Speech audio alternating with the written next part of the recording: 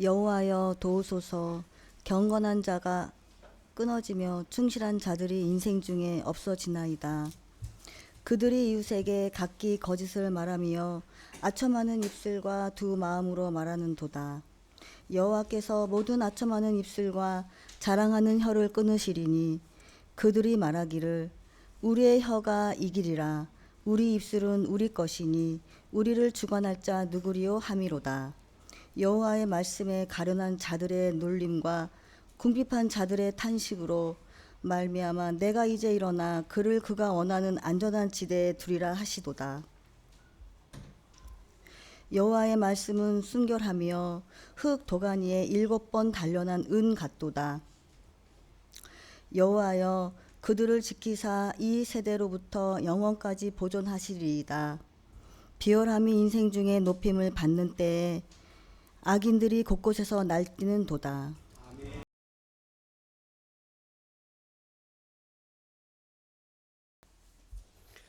우리 사랑하는 성도님들도 인생을 살아가다 보면 여러 가지 말들을 듣게 되는데 혹시 이런 이름들을 한 번씩 아마 들어보셨을 것입니다. 제가 한번 여러분께 말씀드려 보겠습니다. 상표 이름입니다. 상표. 에르메스, 샤넬, 루이비통, 구찌, 롤렉스, 프라다, 디올, 까르디에, 티파니 앤코, 입생 로랑. 제가 10개를 말했습니다. 화가 남았습니다. 방금 반응처럼 이것은 사람들이 공통적으로 말하는 세계 10대 명품 브랜드를 제가 방금 말씀드렸습니다. 물론 브랜드 순위와 가치 평가 기준에 따라 이것이 조금씩 다를 수는 있지만 지금 현재까지 존재하는 모든 정보들을 종합해 보면 1위가 제가 방금 말씀드렸던 에르메스부터 샤넬, 루이비통까지 이렇게 순서가 정해지는 것이 거의 대부분 일치합니다. 혹시 사랑하는 성도님들 가운데 제가 방금 말씀드렸던 상표 가운데 한 가지라도 가지고 계신 분이 계십니까? 예. 축하드립니다. 너무 좋은 일인 것 같습니다. 저는 지금 이 내용을 말한다고 해서 성도님들께 이것이 나쁜 것이다 아니면 이것을 가져서는 안 된다 이런 것을 말하고 싶은 것이 아닙니다. 기회가 되어서 이런 것들을 또 사용하게 되거나 활용하게 되면 그것 또한 은혜 가운데 하나라고 생각합니다. 참고로 지금 제가 하고 있는 이 넥타이가 루이비통입니다. 뭐 제가 어떻게 샀겠습니까? 작년입니까 재작년입니까 한국에서 온 우리 그 사촌 처제가 이제 선물로 제 평생의 유일 한번 이렇게 지금 일부러 오늘 하고 왔습니다. 보여드리려고. 뭐 나쁘지 않습니다. 여러분들도 그런 것이 있으면 활용하는 것은 뭐 나쁘지 않다고 생각합니다. 정확하게 몇 년도인지 모르겠지만 한동안 과거 시드니에서 이런 유행이 있었다고 합니다. 젊은 여성들 가운데에 명품 가방 하나쯤은 가지고 있어야 된다라는 유행을 제가 좀 들은 적이 있습니다. 그러면서 그 당시에 그런 생각을 했습니다. 왜 그들은 그토록 이렇게 간절히 명품을 갖고 싶어 하는 것일까? 뭐 여기에는 당연히 여러 가지 이유가 있겠죠. 그런데 가장 대표적인 이유는 제가 생각하는 입장에서 혹시 그런 제품을 가지면 자기 자신이 명품 인생이 되지 않을까라는 생각 때문이 아닐까 제가 생각을 해보았습니다. 그러면서 제가 내린 결론이 과연 그런 명품 하나를 갖는다고 해서 우리가 명품 인생이 될까? 저는 아니라고 생각합니다. 명품 인생은 명품 제품을 가지고 있는 것이 아니라 명품 인격을 가질 때에 우리는 그것을 명품 인생이다. 저는 그렇게 평가를 합니다. 아무리 많은 명품을 가지고 있다 할지라도 그 인격이 명품에 어울리지 못하면 다른 사람들은 그것을 추하게 바라볼 것입니다. 제가 왜 갑자기 이런 말씀을 드리냐 하면 오늘 우리가 함께 나눌 이 시편 12편 말씀이 명품 신앙과 관련된 내용이 기록되어 있다는 것입니다. 오늘 본문에서 명품 신앙과 관련된 이 시편 12편은 전체 두 부분으로 구성되어 있습니다. 먼저 첫 번째 1절에서 4절은 명품 신앙과 전혀 관련이 없는 악인들에 관한 내용이 기록되어 있습니다. 두 번째 뒷부분에서는 명품 신앙과 직접적으로 관련된 의인들에 관한 내용이 기록되어 있습니다. 따라서 저는 오늘 이 두 가지를 대조하면서 이 둘 인생의 결정적인 차이점은 무엇이며 우리의 신앙은, 우리의 인상은 무엇을 추구하며 살아야 하는지를 우리 사랑하는 성도님들과 함께 나누어 보고 싶습니다. 먼저 첫 번째 내용입니다. 우리가 첫 번째로 살펴볼 내용은 악인들의 모습입니다. 결론부터 말씀드리면 오늘 본문 1절에서 4절에 기록된 악인들의 모습은 인간적으로 말하면 명품 인생과 거리가 먼 자들이고, 신앙적으로 말하면 명품 신앙과 거리가 먼 자들의 모습이 1절에서 4절에 기록되어 있습니다. 제가 한번 1절에서 4절을 천천히 다시 한번 더 읽어보겠습니다. 여호와여 도우소서, 경건한 자가 끊어지며 충실한 자들이 인생 중에서 없어지나이다. 그들이 이웃에게 각기 거짓을 말하며 아첨하는 입술과 두 마음으로 말하는도다. 여호와께서 모든 아첨하는 입술과 자랑하는 혀를 끊으시리니 그들이 말하기를 우리의 혀가 이기리라. 우리의 입술은 우리의 것이니 우리를 주관할 자 누구리요 함이로다. 여기에서 우리가 가장 먼저 살펴볼 수 있는 것은 시인이 간구하는 내용입니다. 1절을 한번 보십시오. 1절에서 시인은 이렇게 간구를 합니다. 여호와여 도우소서. 한글 성경에 보면 여호와여 도우소서 순서가 그렇게 되어 있지만 원문을 보면 바뀌어 있습니다. 원문에는 도우소서가 먼저 나와 있습니다. 그리고 뒤에 여호와여라는 말이 나옵니다. 왜 시인은 도우소서라는 말을 가장 먼저 했을까요? 그만큼 마음이 절박하다는 것입니다. 어떤 상황 가운데 놓여 있는데 하나님이 저를 좀 도와주시면 좋겠습니다라는 그러한 마음이 간절했던 것입니다. 그러면 저기에 기록된 도우소서, 도와달라라는 말에 원어적인 의미가 뭐냐면 사실은 호시아입니다. 이 호시아라는 말은 야샤라는 단어의 사역 명령형으로 기록되어 있습니다. 그리고 이 야샤라는 단어의 원래 의미가 뭐냐면 구원하다, 구출하다 이 말입니다. 그러면 저것을 원어 그대로 직역하면 이 말입니다. 구원하소서 여호와여. 영어 성경에도 help 이렇게 되어 있는데 사실 help보다는 save me라는 단어가 훨씬 더 원어에 적합하다고 말할 수 있습니다. 지금 시인은 어떤 문제로 인하여 굉장한 속박과 부자유를 누리고 있는데 여기에서 벗어나 자유의 상태가 되게 해달라고 하나님께 간절히 기도했던 것입니다. 그러면 지금 현재 이 시인은 어떤 어려운 상황에 처했을까요? 원인이 바로 뒤에 나와 있습니다. 첫 번째 이유가 뭐냐 하면 왜 이렇게 도와달라고 하냐 하면 첫 번째, 이 땅 가운데에 경건한 자가 끊어지고 있기 때문입니다. 두 번째 이유는 충실한 자들이 인생 중에 없어졌기 때문입니다. 하나님, 이 땅을 보십시오. 지금 경건한 자들이 끊어지고 있습니다. 충실한 자들이 인생 중에서 없어지고 있습니다. 저기에 기록된 경건한 자 이 말의 원래 의미가 뭐냐 하면 하시드라고 합니다. 그런데 이 하시드란 말은 어디서 나왔냐면 하사드라는 말에서 나왔는데 이것이 뭐냐면 사랑하다 이 말입니다. 그러니까 결론적으로 말해서 어떤 대상에 대하여 지극한 사랑을 가진 자, 그게 바로 경건한 자라는 것입니다. 어떤 우리가 생각할 때는 하나님에 대하여 경건한 마음으로 하나님 한 분만을 절대적으로 바라보는 자, 그 사람이 바로 경건한 자다. 오늘 본문은 명확하게 말하고 있습니다. 그런데 그 경건한 자가 어떻게 되고 있냐면 끊어졌다. 이 말은 의미적으로 완전히 사라졌다라는 것입니다. 이 땅 가운데 완전히 사라졌다. 두 번째 이유에 해당하는 충실한 자도 마찬가지입니다. 이 충실한 자라는 뜻은 에무님이라는 단어입니다. 이 뜻이 뭐냐 하면 확실하게 믿을 수 있는 인격적 성품을 가진 자. 한마디로 말해서 그 사람 몸 자체가 충실함으로 가득한 사람. 그러니까 하나님을 향해서 변함이 없는 어떤 튼튼한 마음을 가진 사람. 그 사람이 지금 인생 중에서 없어졌다. 없어지다라는 말은 완전히 사라지다라는 말입니다. 재밌는 게 뭐냐 하면 저기에 기록된 끊어지다라는 단어와 없어지라는 단어가 모두 완료형으로 기록되어 있다는 것입니다. 그것은 이미 사라지고 더 이상 찾아볼 수 없는 상태가 되었다.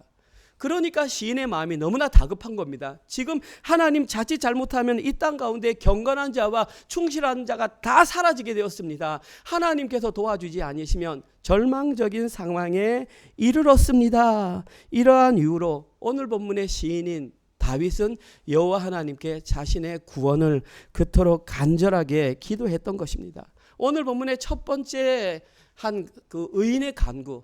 오늘 본문에 기록된 두 번째 내용은 뭐냐 하면 악인들의 특징이 아주 구체적으로 기록되어 있습니다. 오늘 본문의 악인들의 특징은 2절과 3절의 세 가지 형태로 기록되어 있습니다. 먼저 첫 번째, 악인들의 첫 번째 형태는 2절 상반부입니다. 그들이 이웃에게 각기 거짓을 말하며, 악인들이 가지는 첫 번째 특징이 바로 거짓말입니다. 그런데 한 가지 우리가 유념해야 되는 것은 한글 성경이 이렇게 계속되어 있습니다. 그들이 이웃에게 각기 거짓을 말하며. 사랑하는 성도님들이 생각할 때 저 그들이 누구라고 생각하십니까? 한글 성경만 읽으면 아까 앞에 말했던 두 사람, 경건한 자, 충실한 자로 충분히 오해하게끔 만들어 뒀단 말입니다. 사실은 저기 그들이라는 단어의 원어가 뭐냐 하면 이씨입니다. 이씨가 뭐냐 하면 남자라는 뜻이고 사람이라는 뜻도 됩니다. 그리고 단수입니다. 그러니까 각 사람이 이웃에게 각기 거짓을 말한다. 따라서 저기서 말하는 그들은 철저하게 악인을 말한다라는 것입니다. 악인들이 나타내는 첫 번째 특징은 거짓이다. 저 거짓의 원어적인 의미는 공허, 헛된 허무입니다. 그럼 무슨 말입니까? 악인들이 나타내는 첫 번째 특징은 사람들을 공허하게 만들고 현혹시키는 그 거짓말을 나타내는 것이 악인의 첫 번째 특징이다. 오늘 본문에서 거짓을 말한다라는 것은 미완료로 기록되어 있습니다. 그 말은 계속해서 연속적으로 그들의 입에는 거짓이 나온다. 재미있는 사실이 오늘 이 본문에서 우리가 처음 듣는 게 아닙니다. 이 내용은 지난 한 주간 계속 시편을 묵상해 오면서 저 내용이 반복되어 있다는 사실입니다. 한 가지만 제가 찾아보겠습니다. 시편 7절입니다. 사실은 지난주 본문이었던 시편 5절 9절에도 악인들의 입에는 뭐가 가득하고 혀에는 뭐가 가득하고 그런 내용이 있었는데 시편 7절에는 이렇게 기록되어 있습니다.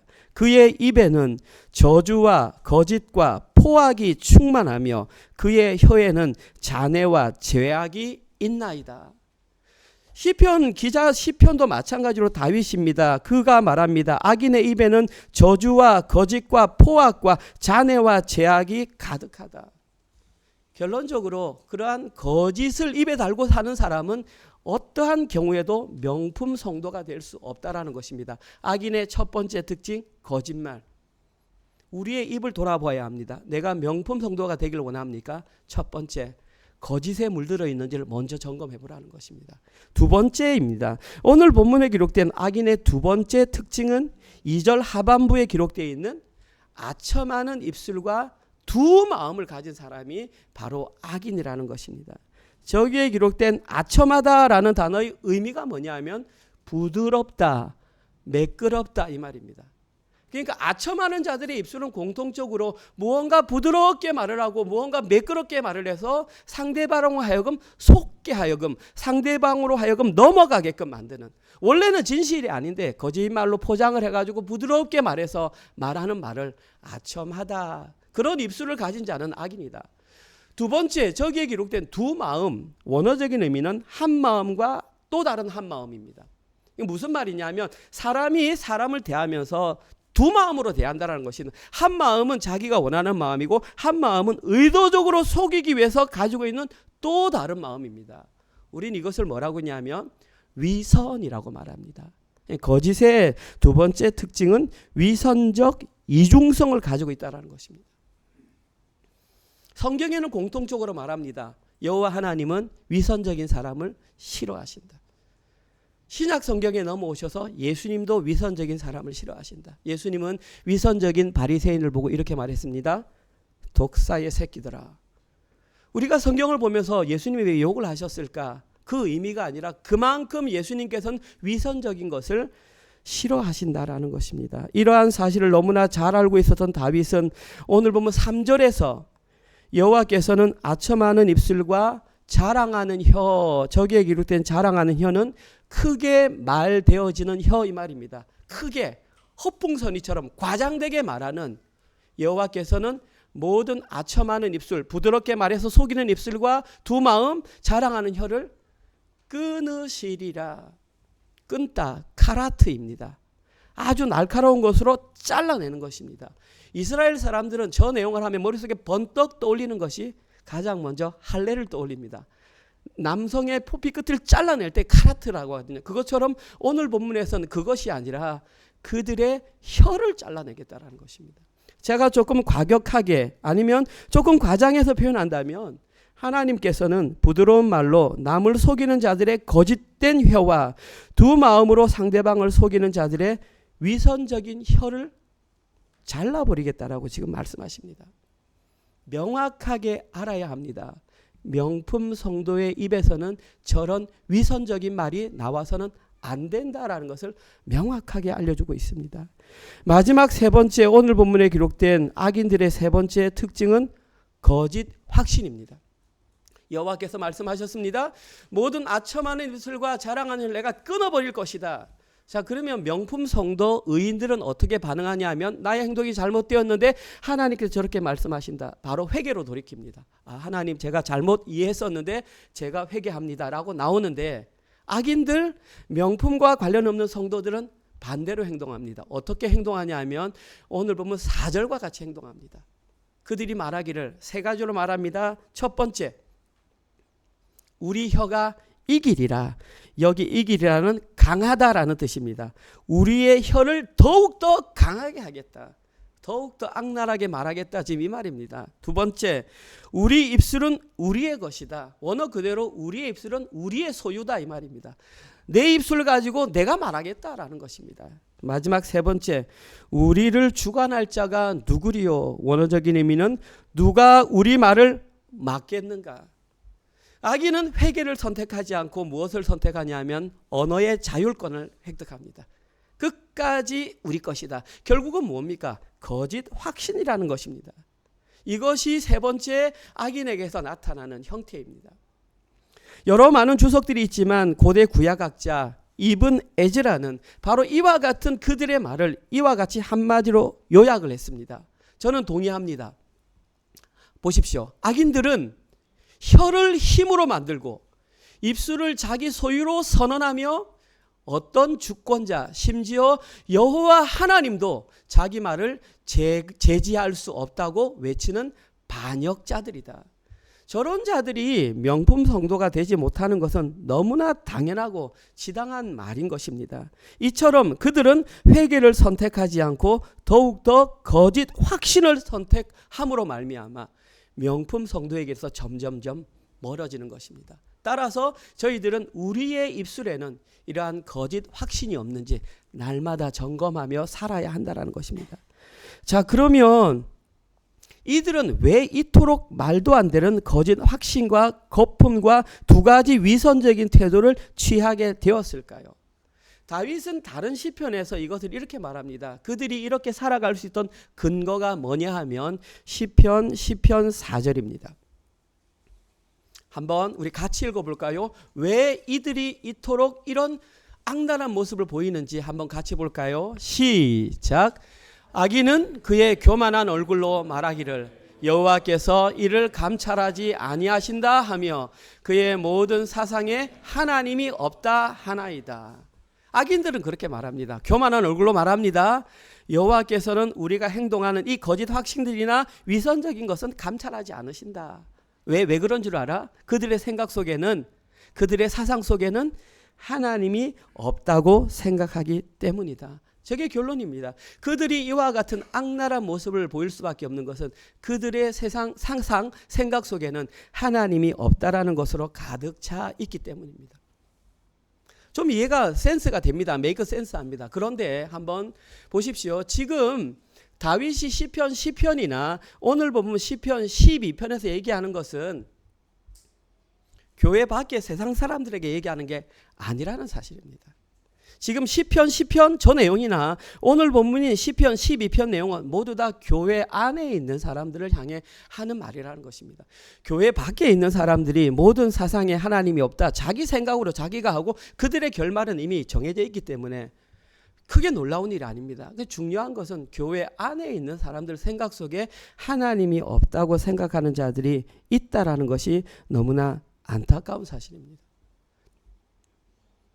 어떻게 교회 안에 있으면서 하나님이 없다라고 생각을 할 수 있을까요? 그 결론은 그 앞에 있습니다. 왜냐하면 악인은 그의 교만함 때문에 그렇게 말을 합니다. 그의 교만함으로 말미암아 신앙생활에 대한 오해를 가지고 신앙생활하기 때문에 이와 같이 하나님 두려운 줄 모르고 엉뚱하게 생활한다라는 것입니다. 더 쉽게 말씀드릴까요? 그들은 이렇게 생각합니다. 교회 안에서 일어나는 모든 일들은 다 하나님께서 주관하신다. 그래서 하나님을 찬양하고 예배하고 경배하는 것은 하나님의 주관 안에 있다.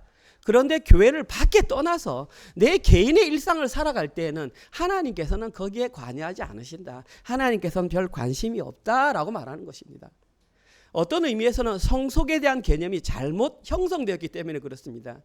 거룩한 영역 생각 속에서는 하나님 있지만 일상적인 영역 속에서는 하나님께서 관여하지 않으신다라고 잘못 생각하기 때문입니다. 놀라지 마십시오. 의외로 교회 안에 그렇게 생각하는 사람들이 굉장히 많다는 사실입니다. 너무나 명백한 사실은 이것은 하나님께서 원하시는 올바른 신앙의 모습이 아니라는 것입니다.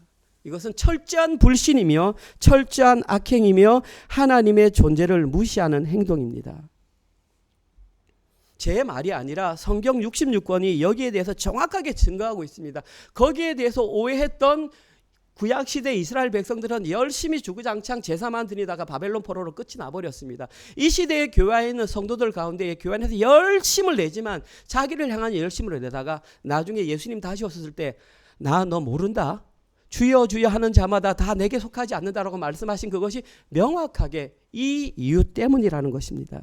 따라서 하나님의 명품 성도된 교회 명품 성도들은 이렇게 생각합니다.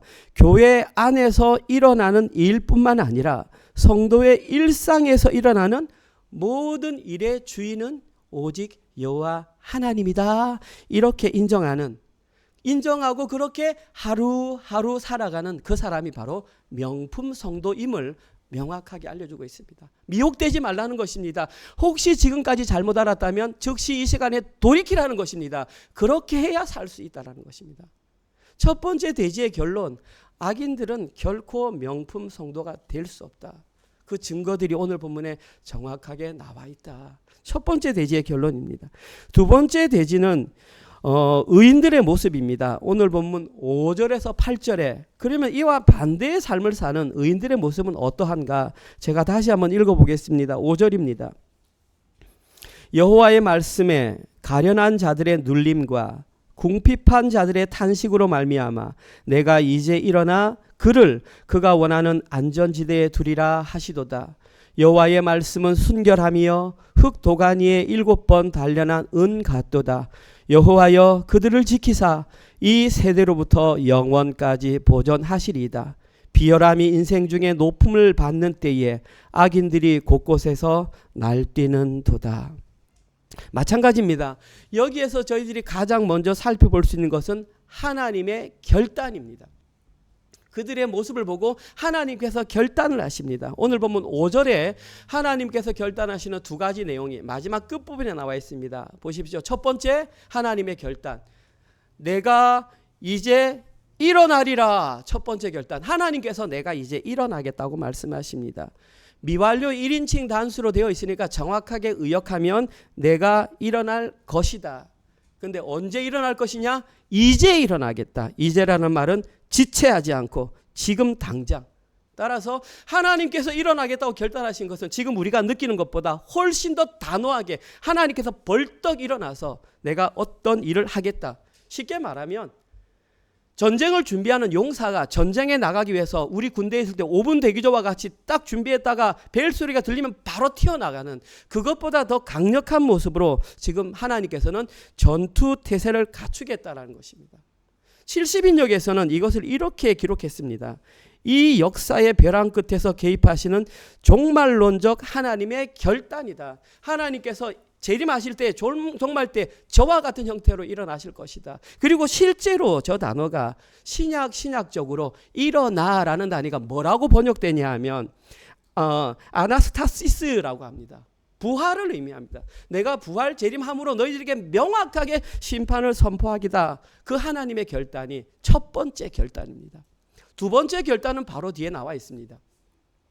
내가 이제 일어날 것이다라는 결단 뒤에 그가 원하는 안전지대에 둘 것이다. 두 번째 하나님께서 선포하신 내용입니다.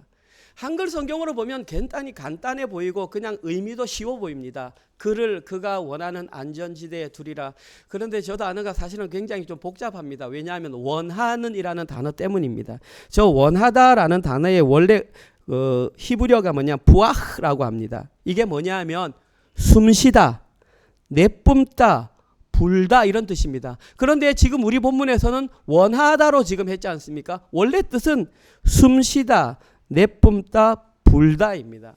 그래서 우리가 늘 보는 NIV 성경에서는 저 원하다를 뭐라고 번역했냐 하면 중상모략하다 이렇게 번역했습니다. 거짓하는 사람들이 말했듯이 막 중상모략하는 것처럼 말한다.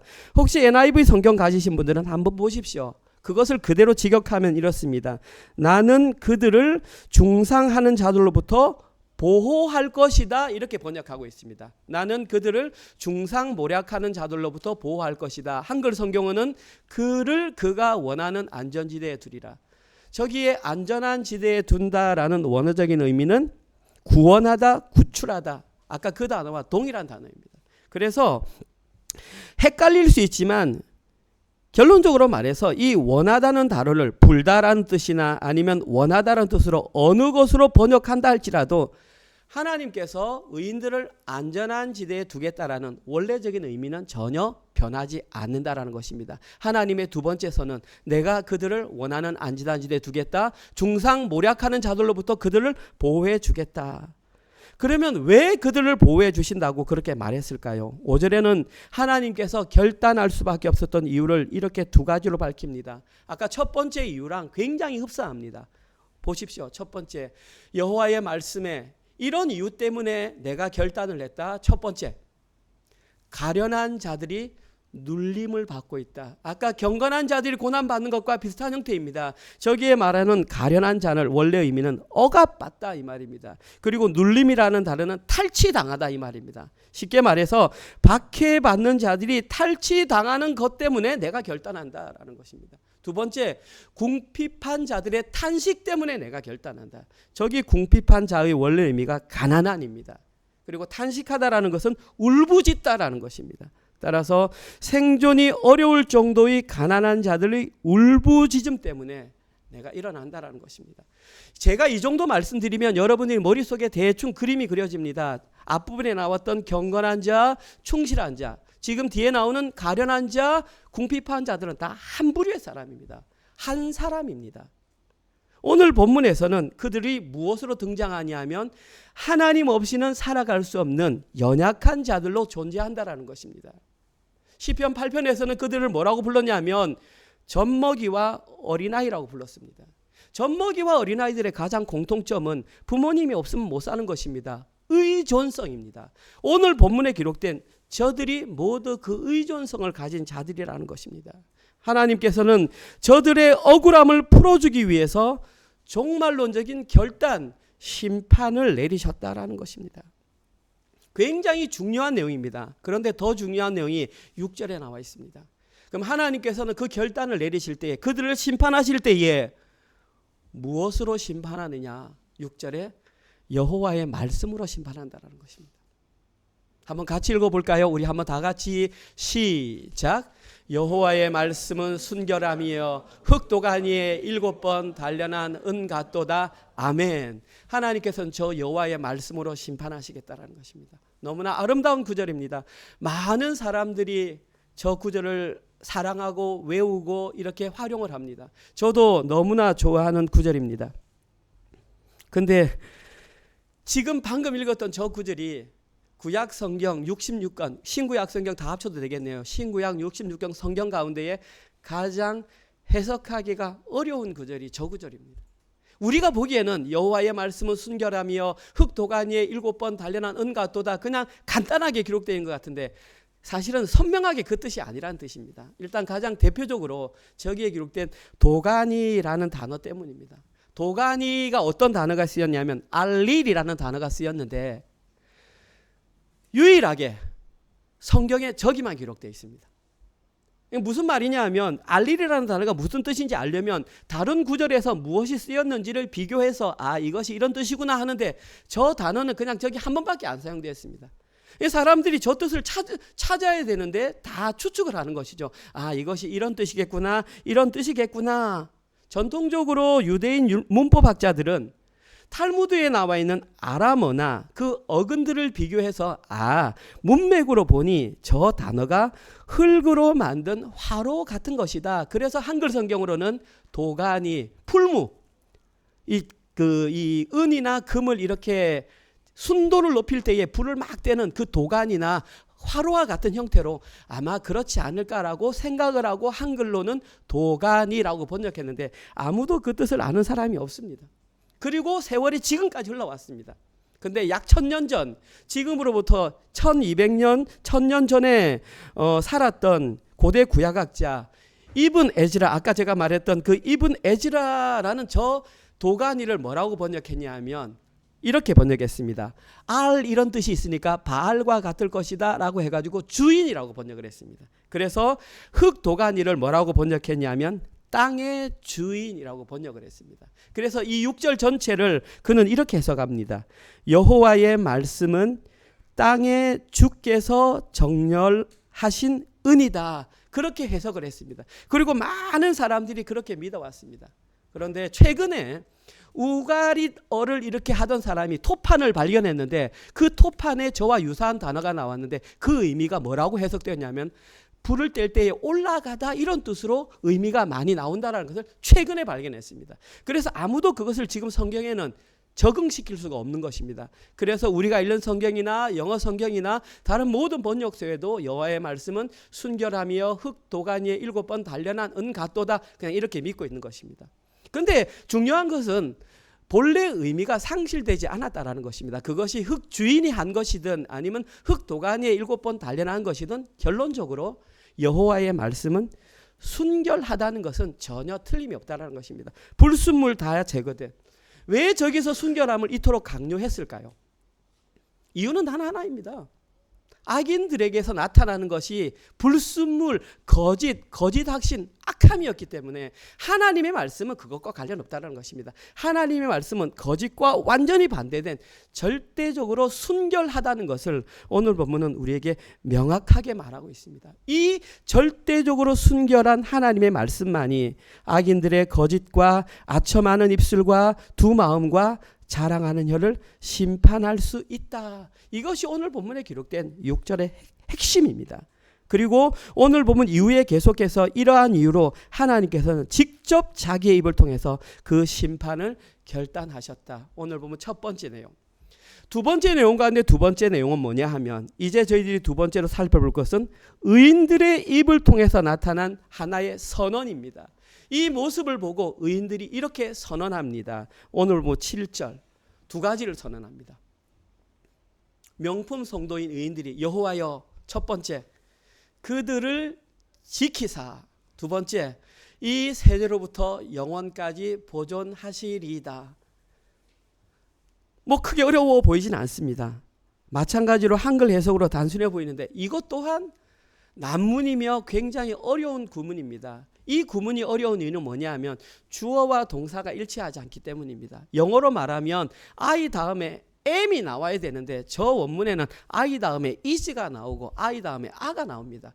그러니까 저 현상을 보고 자유주의 학자들은 옳거니 성경에 오류가 있잖아. 잘못 기록됐잖아. 이거는 잘못 기록된 거야 라고 주장을 하지만 저희들과 같은 개혁주의자들은 그렇게 생각하지 않습니다. 이것은 필사 오류로 볼 수 있지만 의도적인 현상으로 볼 수 있다는 것입니다. 우리도 일상을 살아가다 보면 주어와 동사가 일치하지 않을 때 특별한 상황을 강조하거나 어떤 것을 과장할 때에 그렇게 말을 쓸 수가 있습니다. 그것을 보고 우리는 말이 틀렸다고 말을 하지 않고 강조한다 이렇게 말합니다. 마찬가지입니다.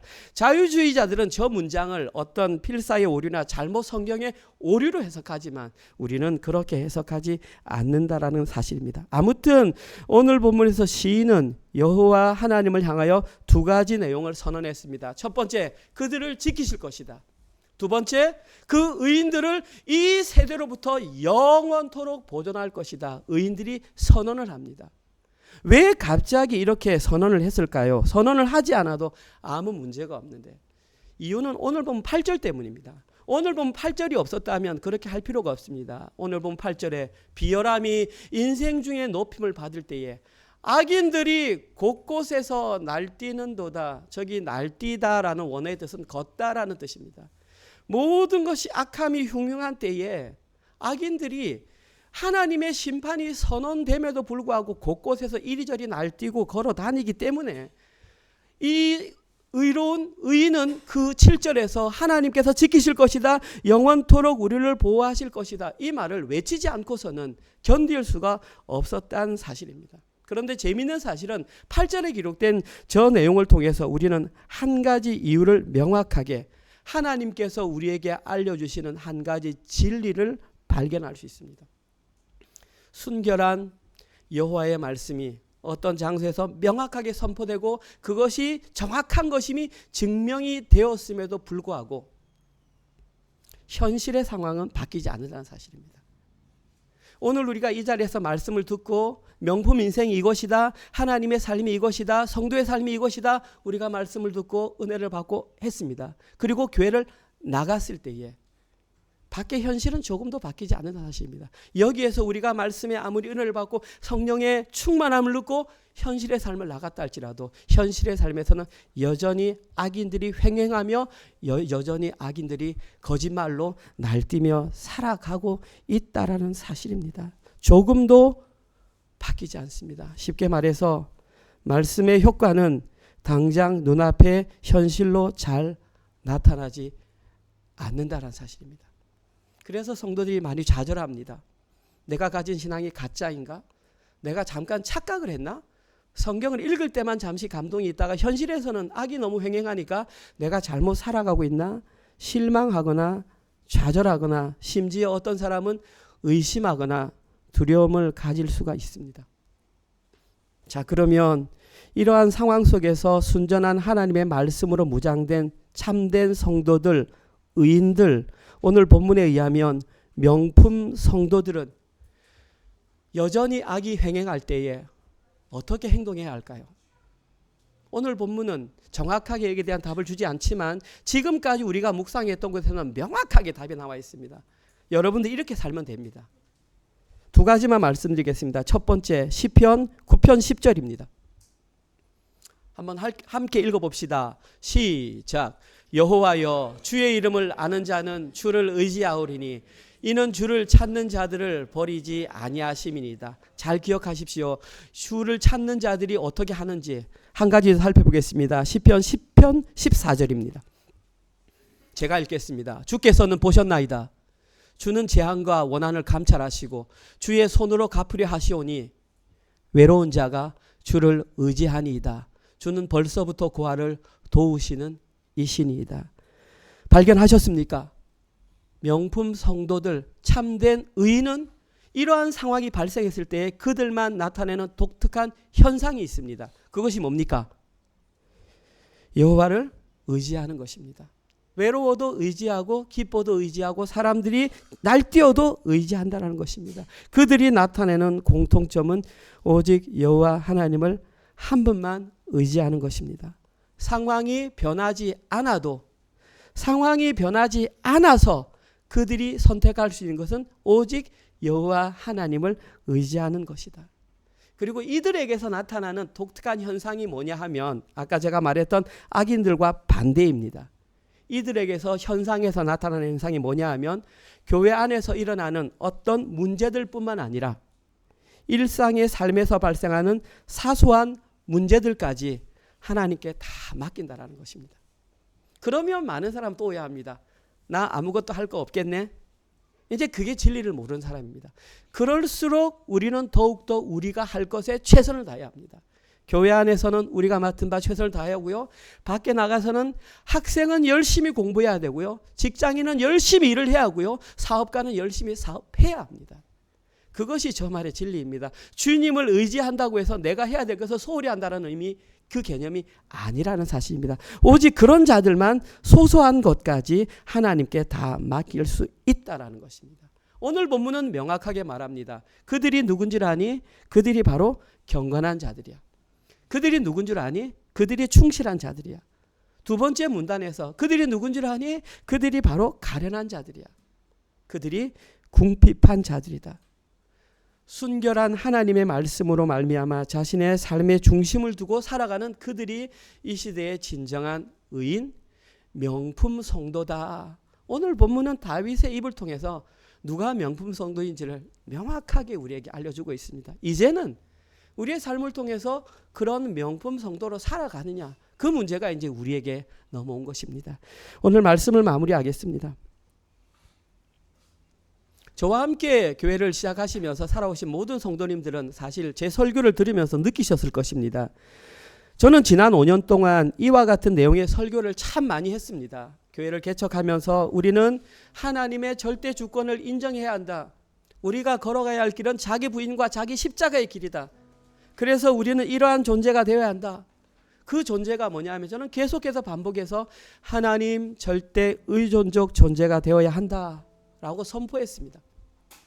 그리고 우리는 이미 그 의미를 알고 있고 그 뜻까지도 알 수 있습니다.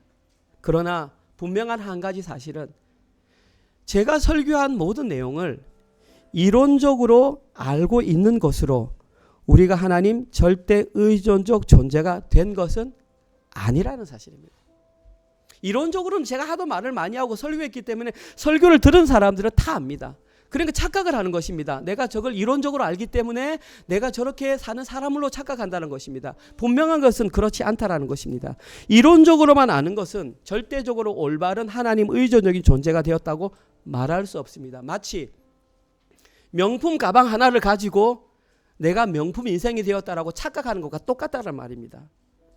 우리는 결코 여기에서 멈추면 안 됩니다. 5년 동안 잘 해오셨습니다. 너무 수고 많이 하셨고 칭찬드립니다. 그런데 여기서 멈추면 안 됩니다. 그러면 우리의 끝은 아름답지 못합니다. 이제 우리는 더 나아가야 합니다. 새로운 방향으로 나아가야 합니다. 향후 5년, 다가올 5년은 지금의 모습과는 확실히 달라야 합니다. 이론으로 알았던 것을 이제는 실제 삶으로 살아내야 합니다. 실제 삶에서 하나님 절대 의존적 삶을 살아내야 합니다. 명품 가방을 가진 사람이 명품 인생이 되어서 진짜 명품으로 살아가는 그것이 이 내용과 일치하다고 말할 수 있습니다. 명품 인격을 갖춘다는 것은 그런 삶을 실제로 살아내는 것입니다. 그러면 어떻게 하면 실제 삶에서 하나님 절대 의존적 존재의 삶을 살아갈 수 있을까요? 해답은 예수님이 마태복음 11장에서 말씀해 주셨습니다. 마태복음 11장 28절에서 30절입니다. 조금 길지만 함께 읽어주시면 감사하겠습니다. 함께 읽겠습니다. 시작. 수고하고 무거운 짐진 자들아 다 내게로 오라. 내가 너희를 쉬게 하리라. 나는 마음이 온유하고 겸손하니 나의 멍에를 메고 내게 배우라. 그리하면 너희 마음이 쉼을 얻으리니 이는 내 멍에는 쉽고 내 짐은 가벼움이라 하시니라. 아멘. 예수님이 이렇게 말씀하셨습니다. 어떻게 하면 이런 삶을 살 수 있는 줄 알아? 29절입니다. 너희들이 29절. 네. 나와 함께 멍에를 메고 내게 배우면 됩니다. 예수님은 이렇게 말씀하지 않았습니다. 그 멍에 치워줄게라고 말씀하지 않았습니다. 그 멍에를 나와 함께 메지 않겠니? 그 멍에를 나와 함께 메면 이것은 너희들이 나를 절대적으로 의존하는 삶을 실제로 사는 거야. 그리고 그 결과가 뭐냐 하면 너희 짐이 가벼워져서 너희는 마침내 쉼을 얻게 될 거야. 이제 우리가 해야 될 일은 예수님과 함께 멍에를 지는 것입니다. 현실의 삶에서 이제 이론적으로 설교를 들어서 너무 많이 알고 있는 그것이 아니라 실제 우리 삶의 현장에 가서 예수님과 함께 멍에를 지는 것입니다. 그 멍에를 지는 첫걸음이 뭘까요? 그 멍에를 지는 첫걸음이 바로 뭐냐 하면 말씀과 기도입니다. 말씀과 기도의 시간을 따로 내는 것이 멍에를 메는 것입니다. 뭐 가서 다른 일 하라는 게 아니라 실제 현실의 삶에 돌아가서 시간을 따로 떼어서 말씀을 읽으셔야 합니다. 실제 시간을 따로 떼어서 기도하셔야 합니다. 이것이 예수님과 명예를 같이 매는 첫 번째 우리가 할 수 있는 일입니다. 날마다 순결한 여호와의 말씀으로 묵상하고 기도를 하면 예수님과 함께 짐을 질 수 있습니다. 그러기 위해서는 실제 삶에서 시간을 따로 떼어 놓아야 합니다. 사랑하는 성도 여러분, 배가 고프다고 밥 먹는 것을 상상하거나 나 밥 먹는 것 알아 라고 말한다고 해서 배가 부르지는 않습니다. 배가 부르기 위해서는 여러분의 시간을 내어서 밥을 해서 손을 떠서 그걸 밥을 먹어야 합니다. 말씀과 기도가 저런 사람으로 만드는 거 나도 알아, 저도 알고 여러분도 압니다. 그런데 진짜 멍에를 같이 매려면 시간을 쪼개시고 시간을 내서 성경을 읽으시고 기도하셔야 합니다. 교회 안 나오셔도 됩니다. 각자 집에서 기도하십시오. 예, 여러분들이 우리 이민교회 특성상 한 곳에 예배 드리기는 좀 힘든 상황이 있습니다. 그러면 각자 일어나서든 주무시기 전이든 말씀 읽으시고 기도하셔야 합니다. 그렇지 않고서는 결코 우리는 주님과 함께 같은 멍에를 질 수가 없고 그러면 쉼을 얻을 수 없다라는 것입니다. 따라서 그렇게 현실을 삶을 살아내는 그 사람이 진짜 하나님 절대 의존적인 존재가 되어서 이 땅 가운데에 경건한 자, 충실한 자, 가련한 자, 궁핍한 자로 살아가는 것입니다. 그리고 그들이 바로 이 시대의 의인이며 명품 성도가 되는 것입니다. 이번 한 주간 동안도 여호와의 순결한 말씀과 기도로 예수님과 함께 짐을 짐으로 말미암아 모든 근심, 걱정과 두려움을 떨쳐버리셔서 이 시대의 명품 성도로 살아가시는 모든 분들 되시기를 주님의 이름으로 축원드립니다. 아멘. 주님, 그렇습니다. 주님만이 나의 산성이시요 주님만이 나의 요새이시요 나의 피할 반석입니다. 하나님, 그러한 마음으로 하나님 우리 인생을 살아가게 하여 주시옵소서. 우리 눈에는 비록 악인들이 횡행하고 우리가 말씀을 듣고 깨닫고 세상에 나갔을 때에 아무것도 변하는 것이 없다 할지라도 하나님 거기에 좌절하거나 실망하지 말게 하시고 더욱더 주님께로 달려가는, 주님만 의지하는 그러한 삶을 실제 삶으로 살아내는, 이론적으로 아는 것에서 넘어서서 이제는 실제 삶을 통해서 시간을 투자하고 하나님 말씀을 읽고 기도하는 그런 의인 명품 성도들이 되게 하여 주시옵소서. 그리하여서 하나님 이 땅에 경건한 자가, 충실한 자가 아직도 살아있다는 것을 우리 은혜로 장로교회 성도들 삶을 통해서 증명하게 하여 주시옵소서. 하나님, 현실의 삶 가운데에 우리에게 직장과 사업체를 주셔서 감사합니다. 수입이 주신 것이 우리의 노력으로 된 것이 아니라 하나님께서 우리에게 만나로 주신 것임을 인정하며 고백하는 마음으로 하나님께 10의 1조와 주정헌금과 감사헌금과 셀 모임 헌금으로 하나님께 올려드렸습니다. 하나님, 이 헌금이 사용되는 곳곳마다 주님의 영광이 드러나게 하시고 하나님 우리의 것을 아껴서 하나님 어렵고 힘든 자들에게 잘 흘려보낼 수 있는 그런 교회가 되게 하여 주시옵소서. 이제는 우리 주 예수 그리스도의 은혜와 하나님의 사랑하심과 성령님의 위로교통 감화 깨닫게 하심이 이제는 악인의 길을 벗어나서 오직 여호와 하나님 한 분만을 절대적으로 실제 삶을 통해서 의지하기로 결단하는 사랑하는 우리 은혜로 교회 성도들 머리 위에와 사랑하는 우리의 자녀들 머리 위에 지금 이 시간에도 세계 곳곳에 흩어져서 주의 복음을 증거하시는 사랑하는 선교사님들과 그들의 사역과 그들의 자녀들 머리 위에 지금부터 영원토록 함께 있을지어다. 아멘.